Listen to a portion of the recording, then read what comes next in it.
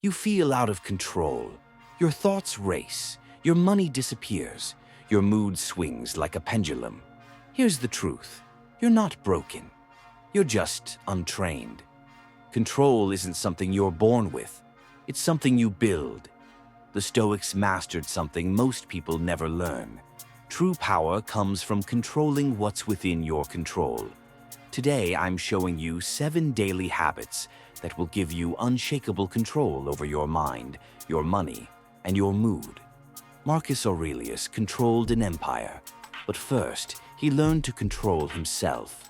Seneca managed vast wealth, but first, he mastered his relationship with money.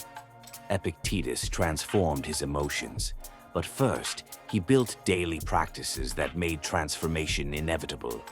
They understood something crucial.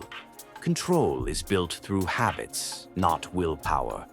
In the next 15 minutes, you'll discover the 7 daily habits that create unshakable self-control, how each habit builds mastery over your mind, money, and mood.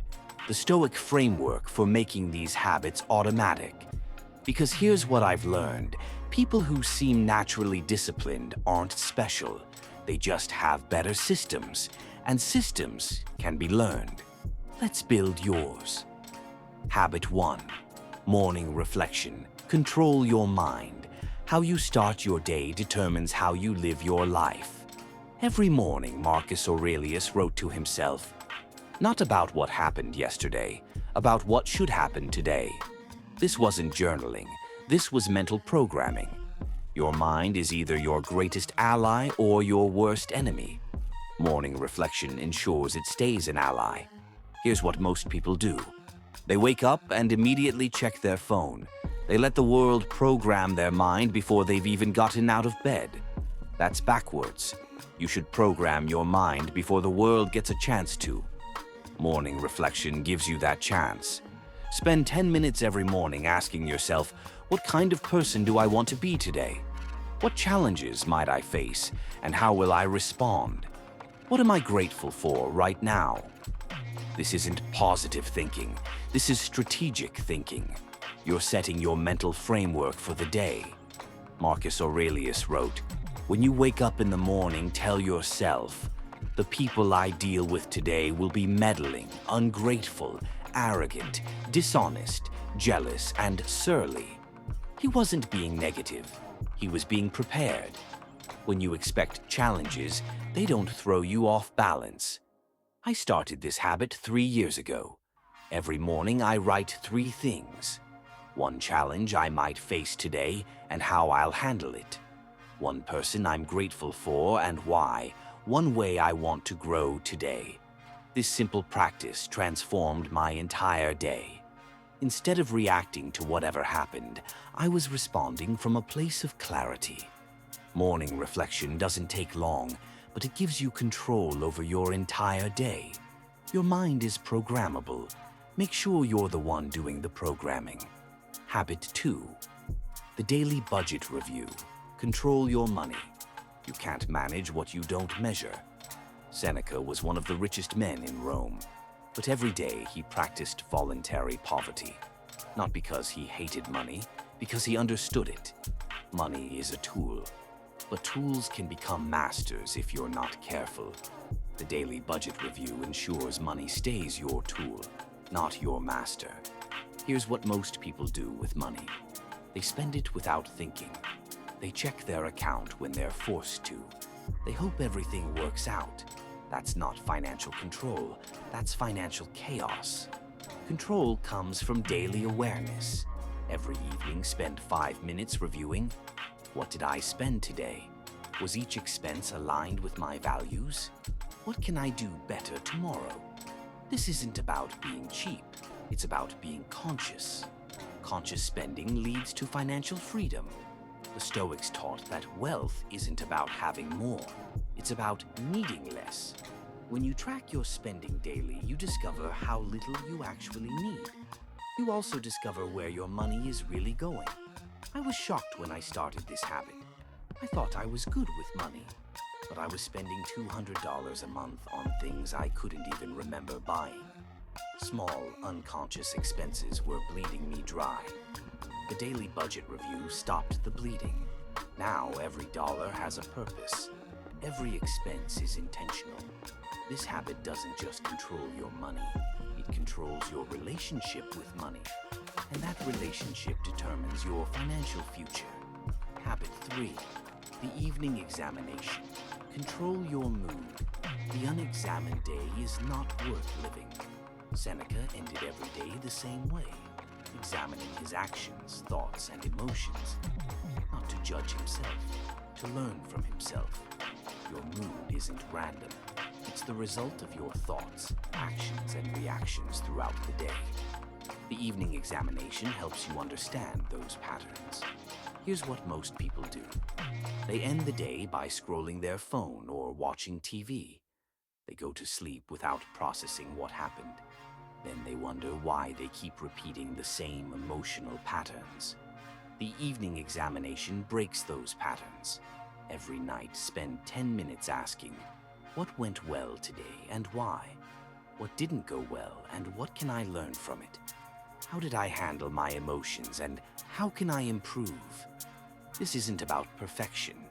It's about progress. You're not trying to be perfect. You're trying to be better. Marcus Aurelius wrote, "At the end of each day, review your actions and see where you fell short of your ideals." He wasn't being harsh with himself. He was being honest. Honesty is the foundation of growth. When I started this habit, I discovered patterns I'd never noticed. I was always irritable on days when I skipped breakfast. I was always anxious after checking social media first thing in the morning. These insights gave me control. I couldn't control my mood until I understood what influenced it. The evening examination gives you that understanding, and understanding gives you power. Habit 4. Single tasking. Control your attention. Attention is the currency of achievement. The Stoics believed in focusing completely on the task at hand, not because multitasking was impossible in ancient Rome, because they understood that divided attention produces divided results. Your attention is your most valuable resource. Guard it like your life depends on it. Because it does. Here's what most people do. They try to do everything at once. They check email while on calls. They scroll social media while working. They eat while watching TV. They're everywhere and nowhere at the same time. Single tasking is the antidote. When you eat, just eat. When you work, just work. When you're with people, just be with them. This isn't about productivity. It's about presence. And presence is where power lives. Epictetus taught, wealth consists in not having great possessions, but in having few wants. The same is true for attention. Wealth of attention comes from wanting to focus on fewer things, not more. I used to pride myself on multitasking. I thought it made me more efficient. I was wrong. Multitasking made me scattered, stressed, and ineffective. Single tasking made me calm, focused, and productive. When you give your full attention to one thing, that thing gets your best work.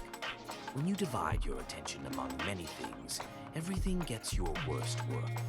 Choose quality over quantity. Your attention is finite. Spend it wisely. Habit 5. Voluntary discomfort. Control your comfort zone. Comfort is the enemy of growth. The Stoics practiced something radical. They made themselves uncomfortable on purpose. Seneca slept on the floor. Marcus Aurelius ate simple food.